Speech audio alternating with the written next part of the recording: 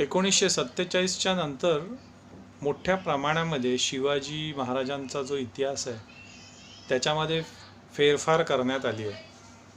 असं जेव्हा मी इतिहास जे एकदम ऐतिहासिक दस्तऐवज आहेत जे वाचायला सुरुवात केली तेव्हा ही गोष्ट प्रकर्षाने जाणवली.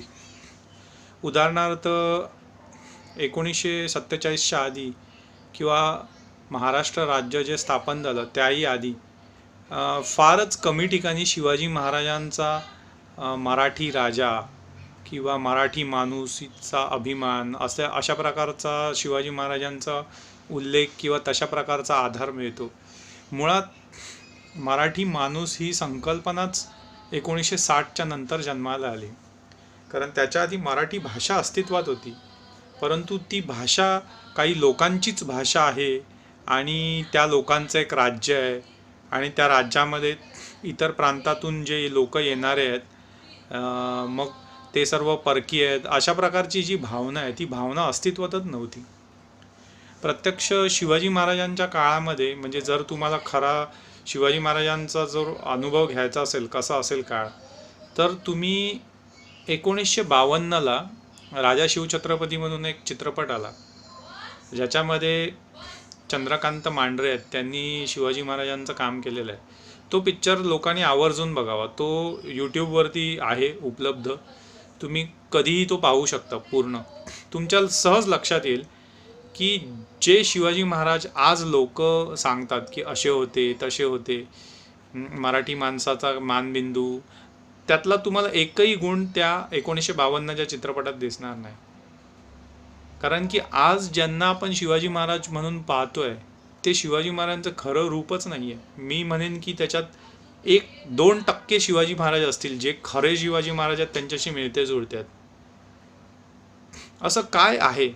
तर सगळ्यात पहिल्यांदा आज जे शिवाजी महाराज आहेत त्यांना असं म्हटलं जातं की ते मराठी माणसाचे महाराज आहेत. म्हणजे महाराष्ट्र राज्यामध्ये शिवाजी महाराज म्हणजे महाराष्ट्र राज्याचे. परंतु जर आपण इतिहास बघितला तर 1960च्या आधी महाराष्ट्र नावाचं कोणतंही राज्य अस्तित्वात नव्हतं. मग जर का 1960च्या आधी कुठलंही महाराष्ट्र नावाचं राज्य अस्तित्वात नव्हतं, तर मग शिवाजी महाराजांच्या काळामध्ये महाराष्ट्राचे शिवाजी महाराज कसे येऊ शकतील? हा एक खूप महत्त्वाचा प्रश्न आपण पाहिला पाहिजे. दुसरी गोष्ट अशी की मग उलटा आहे का की शिवाजी महाराज हे त्या काळात होते तेव्हा महाराष्ट्र राज्य होतं आणि नंतर ते महाराष्ट्र राज्य संपलं आणि ब्रिटिशांनी नंतर मग दुसरं काहीतरी बनवलं आणि नंतर परत महाराष्ट्र राज्य स्थापन झालं, असं काय आहे का? जर तसंही नाही आहे. कारण शिवाजी महाराजांचं आपण ऐतिहासिक जे दस्तऐवज आहेत, ऐतिहासिक जी कागदपत्र आहेत त्याच्यामध्ये जर का पाहिलं तर शिवाजी महाराजांनी महाराष्ट्र राज्य असा कुठलाही प्रकार अस्तित्वात नव्हता आणि त्याचा काही संबंधही नाही. परंतु शिवाजी महाराजांनी हिंदवी स्वराज्याची स्थापना केली असा मात्र उल्लेख आहे. म्हणजे हिंदवी स्वराज्य हा शब्द अस्तित्वात होता. म्हणजे ढोबळपणे जर मुसलमान इतिहासकारांनी जे म्हटलंय की शिवाजी महाराज हा हिंदूंचा सम्राट आहे, तर ते हिंदूंचं साम्राज्य म्हणजे हिंदवी स्वराज्य, हिंदूंचं स्वराज्य असा त्याचा उल्लेख आहे स्पष्ट शब्दामध्ये. इंग्रज असोत, पोर्तुगीज असोत, त्या लोकांचे जे वकील होते त्यांनी शिवाजी महाराजांच्या विषयी बरंचसं लेखन केलेलं आहे. त्यांच्या इंग्लंडच्या राजाला किंवा पोर्तुगालच्या त्यांच्या बादशाला त्यांनी पत्र पाठवली. त्याच्यामध्ये शिवाजी महाराजांचं आज त्याच्यातल्या ज्या पोर्तुगीज भाषेचं इंग्रजीमध्ये बऱ्याचशा ठिकाणी अनुवाद आहे, त्याच्यामध्ये उल्लेख आहे की जनरल ऑफ हिंदू फोर्सेस म्हणजे हिंदूंच्या सैन्याचा सेनापती. तर महाराष्ट्र असं कुठली अस्तित्वात नव्हती संकल्पना. आणि हीच गोष्ट इतर भाषिक जे प्रांतवाद आहेत, जसं तामिळनाडूमध्ये हे खूप मोठ्या प्रमाणात आहे की तिकडचे लोक स्वतःला तमिलियन समजतात. म्हणजे तमिलियन म्हणजे भारतापेक्षा आपण भारतातले पण नाही, आपण काहीतरी वेगळे आहोत असं. तर ही जी पृथक किंवा फूट पाडणारी भावना आहे ही महाराष्ट्रामध्ये, म्हणजे आज आपण याला महाराष्ट्र म्हणू, ह्या सगळ्या प्रदेशामध्ये खूप कमी होती. परंतु 1960च्या नंतर जसं हे महाराष्ट्र राज्य स्थापन झालं, आपण पाहिलं तर महाराष्ट्रामध्ये असं मानलं जातं की महाराष्ट्र राज्याची स्थापना ही मराठीचा विकास करण्यासाठी केली असं सगळे लोक म्हणतात. परंतु जर आपण पाहिलं तर 1960च्या आधी जितके लोक मराठीतून व्यवहार करायचे, मराठीतून शिक्षण घ्यायचे, मराठीतून लेखन करायचे, त्या सगळ्याची संख्या महाराष्ट्र राज्याच्या स्थापनेपासून घटत गेली झपाट्याने. म्हणजे 1965 पासून तर मोठ्या प्रमाणामध्ये इंग्रजीकरणाला मोठ्या प्रमाणात आरंभ झाला आणि 90 पर्यंत तो जो वेग होता तो खूप मोठ्या प्रमाणात वाढला. आज गावागावांमधल्या मराठी शाळांना बंद करून ते लोक त्याचं रूपांतर इंग्लिशमध्ये करत आहेत. मी म्हणतो बंद करण्यापेक्षा बंदी घालतात ते लोक. मग जर का असं असेल तर मग ते मराठीची उन्नती कशी काय होईल? उलट पक्षी जे महाराष्ट्र राज्य स्थापन झालं त्याच्यातून ज्यांची मातृभाषा मराठी नाही आहे अशा लोकांविषयी द्वेष मात्र मोठ्या प्रमाणामध्ये वाढला. तर ह्याचा कुठेतरी आपण विचार केला पाहिजे की ही जी संकल्पना आहे, जी खोटा शिवाजी जन्माला घालण्याची, एक भाषिक अस्मितेच्यामध्ये त्याला गुरफटून सगळा इतिहास विकृत करायची, ही एक वामपंथी विचाराची एक उत्पत्ती आहे. आता ह्याला काय आधार आहे, तो आधारच आपण आज पाहूया. खरं तर शिवाजी महाराजांचं जे चरित्र आहे किंवा त्यांच्याविषयीचा जो इतिहास आहे तो काव्यबद्ध स्वरूपामध्ये लिहिलेला आहे, आज सुद्धा आहे. आणि जे सैन्यामध्ये असतील त्यांना माहिती असेल की सैन्यामध्ये प्रत्येक जी बटालियन असते त्या बटालियनचा एक पुजारी असतो. तर जो हिंदू पुजारी असतो त्या हिंदू पुजारीची आवश्यकता तुम्ही पाहू शकता. एम्प्लॉयमेंट न्यूज किंवा रोजगार वार्ता म्हणून जो वृत्तपत्र निघतं, शासकीय वृत्तपत्र, त्याच्यात हे तुम्हाला पाहायला मिळेल की जो हिंदू पुजारी आहे त्याला भूषणवी आली पाहिजे. भूषणवी काय आहे तर आता समजा आपण हे जे वामपंथी लोकांनी भाषेच्या आधारावर शिवाजी हा मराठी माणूस आहे असं जे चित्र तयार केलं, म्हणजे महाराष्ट्राच्या बाहेर शिवाजीचा काही संबंध नाही, ते किती धादांत खोटं आहे ते आपण ऐतिहासिक संदर्भावरून पाहूया. सर्वात पहिल्यांदा शिवाजी महाराजांचं ज्या ह्या काव्य आहेत ती काव्य, त्या काव्याचा अभ्यास हा जे हिंदू पुजारी आहेत सैन्यामध्ये त्यांच्या अभ्यासक्रमाचा हा भाग आहे. त्याला भूषणवी म्हणतात. आता भूषणवी काय आहे तर शिवाजी महाराजांच्या समकालीन उत्तर प्रदेशमध्ये कानपूरच्या पुढे एक गाव आहे टिकमगड. त्या टिकमगडमध्ये एक कवी होता. त्या कवीला शिवाजी महाराजांचा जो पराक्रम होता, जो त्यांनी त्या काळामध्ये हिंदू धर्म राखलेला, तो पराक्रम त्याला भावला आणि त्यांनी शब्दांकित करून ह्या सगळ्या कविता लिहिलेल्या आहेत. 52 प्रकारच्या रचना आहेत त्याच्या, 52. त्याला शिवबावनी म्हटलेलं आहे. त्याच्यामध्ये कविभूषणनी अत्यंत उत्कृष्ट प्रकारे वर्णन केलेलं आहे शिवाजी महाराजांच्या पराक्रमाचं. आणि हे जे वर्णन आहे हे गावोगावी लोकांना ऐकवलं गेलं त्यावेळेला. त्यामुळे आज जे बोलतात ना, आणि ते सगळं हिंदीमध्ये लिहिलं आहे त्यांनी, त्या काळातल्या संस्कृतनिष्ठ हिंदीमध्ये लिहिलेलं आहे त्यांनी.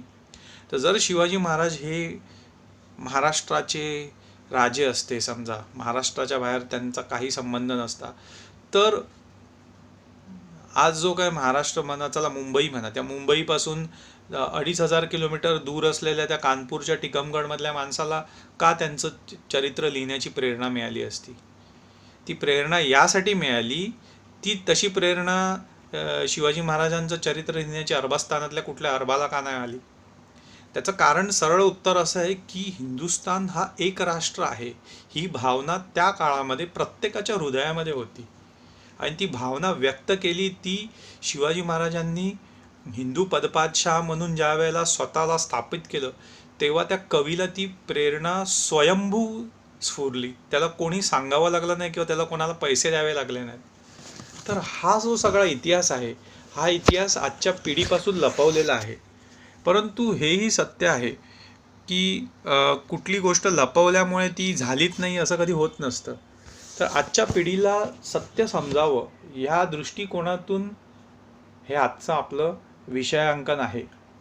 तर आज आपण पाहूया की शिवाजी महाराजांचं जे साम्राज्य होतं ते केवढं मोठं होतं. आणि आजच्या जर का आपण समकालीन जी राज्य आहेत भारतामध्ये त्या राज्यांचा कोणता कोणता भाग हा शिवाजी महाराजांच्या साम्राज्यामध्ये होता. तर शिवाजी महाराजांचा मृत्यू झाला 1680 आणि त्यांचा जो राज्याभिषेक होता तो राज्याभिषेक झाला 1676 तर 1676 पासून ते 1680 शिवाजी महाराजांचं जे साम्राज्य होतं ते खालती खोल दक्षिणेपर्यंत, म्हणजे आपला जो हिंदू महासागर आहे, म्हणजे तामिळनाडू जे आजचं, त्या तामिळनाडू, आंध्र प्रदेश, केरळचा काही भाग, कर्नाटका, असं करता करता पूर्ण, आणि आजचा जो महाराष्ट्र राज्य आणि गुजरातचा खालचा पट्टा, एवढा प्रचंड प्रदेश शिवाजी महाराजांच्या साम्राज्यामध्ये जोडलेला होता. आज जर हे कोणाला सांगितलं तर कोणालाही विश्वास बसणार नाही. आणि हा इतिहास मुलांना आजच्या पुढच्या पिढीला कळला पाहिजे या उद्देशाने हे विषयांकन आहे. तर शिवाजी महाराजांना 1676च्या नंतर त्यांनी दक्षिण दिग्विजय केलेला. त्या दक्षिण दिग्विजयामध्ये त्यांनी पूर्ण जी संपूर्ण पट्टा होता त्या सगळ्या पट्ट्यातून जे विजयनगर साम्राज्य बुडाल्यावर जिथे जिथे इस्लामिक सत्ता स्थापन झालेली ती पूर्ण नामशेष करून तिकडे हिंदूंचा पुन्हा एकदा भगवा फडकवला.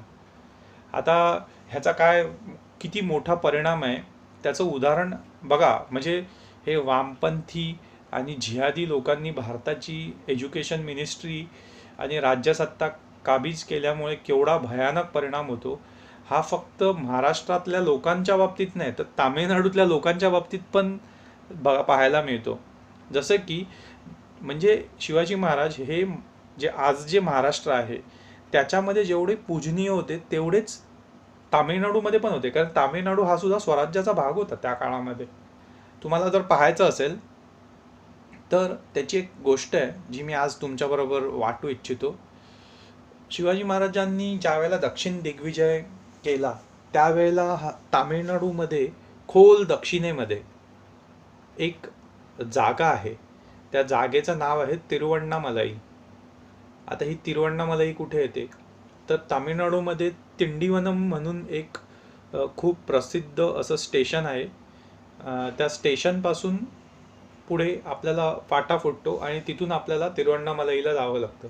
तिकडे शिवाजी महाराजांची नुसती एक अशी साम्राज्यच नव्हतं, तिथे साम्राज्याचा भाग नव्हता, तर प्रत्यक्ष दुसरी मराठ्यांची राजधानी होती तामिळनाडूमध्ये. मराठ्यांची दुसरी राजधानी तामिळनाडूमध्ये होती आजच्या. ह्याचा कोण विचार करू शकतं ह्या गोष्टीचा? तिथे जो किल्ला होता त्या किल्ल्याला म्हटलं जायचं ट्रॉय ऑफ ईस्ट, म्हणजे पूर्वेकडचा ट्रॉय जो जिंकणं अशक्य आहे. त्या किल्ल्याला नाव होतं जिंजीचा किल्ला. हा सगळ्यात बळकट किल्ला होता. रायगडच्या खालोखाल शिवाजी महाराजांनी जे स्वराज्य होतं त्याचा मानबिंदू म्हणजे तामिळनाडूमधला, म्हणजे आजच्या तामिळनाडू, त्या काळात तामिळनाडू वगैरे असं काही नव्हतं, त्याचा जिंजीचा किल्ला हा मानबिंदू होता. आता हा जो जिंजीचा प्रदेश त्यांनी जिंकला तो जिंकला आहे आदिलशहाकडे एक अत्यंत क्रूर असा मुसलमान सरदार होता सरजा खान, आणि काही पठाण होते. त्या पठाणांनी तिथे खूप उपद्रव घातलेला कोप्पळमध्ये. कोप्पळ हे आजच्या कर्नाटकामध्ये आहे. त्या सगळ्या पठाण अब्दुल्ला खान, तर त्या अब्दुल्ला खानचं सैन्य बाजारबंद होतं. त्यांच्यामध्ये मराठ्यांच्या सैन्याशी टक्कर देण्याचं सामर्थ्य नव्हतं. तर त्याला असं वाटलं की हे शिवाजी महाराजांकडे किती फार तर सैन्य आहे, 15,000चं सैन्य, त्यातलं 5,000 सैन्य शिवाजी महाराजांनी हंबीरराव मोहिते सरसेनापती होते त्यांच्या नेतृत्वाखाली पाठवलं. आणि ह्या हंबीरराव मोहित्यांच्या नेतृत्वाखाली जे छोटंसं सैन्याची तुकडी पाहून सुरुवातीला हा अब्दुल्ला खान एकदम शेफारला. त्याला वाटलं अरे हे काय आपल्याशी लढणार आहेत. पण जसं त्याच्या सैन्याची पहिली तुकडी पुढे निघाली, पण त्याला माहीत नव्हतं की मराठ्यांचं सैन्य हे थोडंसं होतं, पण सैन्याची ताकद ही सुरुंगाच्या दारूसारखी स्फोटक होती. आणि त्याचा असा जबरदस्त तडाखा पहिल्या फटक्यात अब्दुल्ला खाननी खाल्ला की बाकीचं सैन्य सगळं उलट्या पायाने पळत सुटलं. आणि त्या युद्धामध्ये प्रचंड पराक्रम केला मराठ्यांनी, आणि शेवटी अब्दुल्ला खान ठार झाला आणि सगळे पठाण लोक मारले गेले, पळून गेले, आणि तो सारा प्रदेश कोप्पळचा दक्षिणेतला स्वराज्याच्या अधीन झाला. असाच पुढे करता करता त्यांनी त्या सरजा खानाचाही असाच बंदोबस्त केला, आणि सरजा खानाच्या हातामध्ये असलेला जिंजीचा हा बळकट किल्ला पण हस्तगत केला. या जिंजीच्या किल्ल्याबरोबर पूर्ण जो तामिळनाडू आणि त्याच्या आधी जे हा प्रसंग आहे कोप्पळचा. त्याच्यामुळे तामिळनाडू, आजचा कर्नाटका आणि केरळचा काही भाग आणि आंध्र प्रदेशचा काही भाग, हे सगळे मिळून एक पूर्ण पट्टाच्या पट्टा हा प्रत्यक्ष स्वराज्याचा भाग झाला. आणि उरलेला जो भाग होता, जो कुतुबशहाच्या अधीन होता, तो कुतुबशहा हा स्वतः शिवाजी महाराजांच्या अधीन झाला. म्हणजे उद्या जर का मुघलांनी आक्रमण केलं दक्षिणेवरती, तर कुतुबशहाचं सैन्य हे शिवाजी महाराजांच्या सेनापतित्वाखाली लढणार होतं. म्हणजे मराठ्यांचे ते लोक एक प्रकारचे मांडलिक झाले. अशा प्रकारचं सत्ता स्थापन केली संपूर्ण दक्षिणेवरती. हे कुठेही सांगितलं जात नाही इतिहासामध्ये. आणि त्याच्यामुळे म्हणजे एक प्रकारे जे शिवाजी महाराज हे पूर्ण हिंदुस्थानचे एक राष्ट्रपुरुष होते, त्यांनी एक कृत्रिमरित्या एक महाराष्ट्र नावाचे राज्य बनवलं आणि त्या राज्यामध्ये कोंडून टाकलं. हिंदूंचे सम्राट होते शिवाजी महाराज त्या काळामध्ये. म्हणून तर कविभूषणनी त्यांचं वर्णन केलंय, साजी चतुरंग बीर रंग में तू रंग चढी सर ज्या शिवाजी जंग जितन चलत आहे. हे वर्णन त्यांनी त्या कालखंडामध्ये केले, तेव्हाच्या हिंदीमध्ये. भूषण भनत नाद बिहद नगारन के नदी नद मद गबरैन के रलत है ऐल फैल खैल बैल खलक में गैल गैल कजन के ठैल पैल. उच्चारायला खूप कठीण आहे. टैल पैल उसलत है तारासो तरण धुरी धारा में धरत जिम्मी थर थर पारा पारा वार यो हलत है. हे काय हिंदी भाषिक माणसांनी हे शिवाजी महाराजांचं चरित्र लिहिलेलं आहे, ज्याच्यामुळे पुढच्या पिढ्यांना इतिहास कळला. तर हा जो काय भाग आहे की शिवाजी महाराज हे हिंदूंचे सम्राट होते, हा आजच्या पिढीला सांगणं ही इतिहासाची खऱ्या अर्थाने केलेली सेवा आहे. आणि असाच विषय घेऊन आपण पुढे लवकरच येऊ.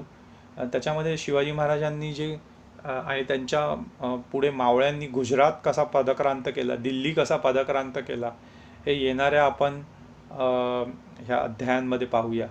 तर या कार्यक्रमाशी आपण जोडलेले राहा आणि पुढचे सगळे अध्याय आवर्जून पहा आणि आपल्या मित्रांना न चुकता ही माहिती वाटून घ्या. कारण ज्ञान आणि इतिहास हा वाटल्यामुळेच खऱ्या अर्थाने लोकांच्या हृदयापर्यंत पोचतो. धन्यवाद. जय हिंदू राष्ट्र.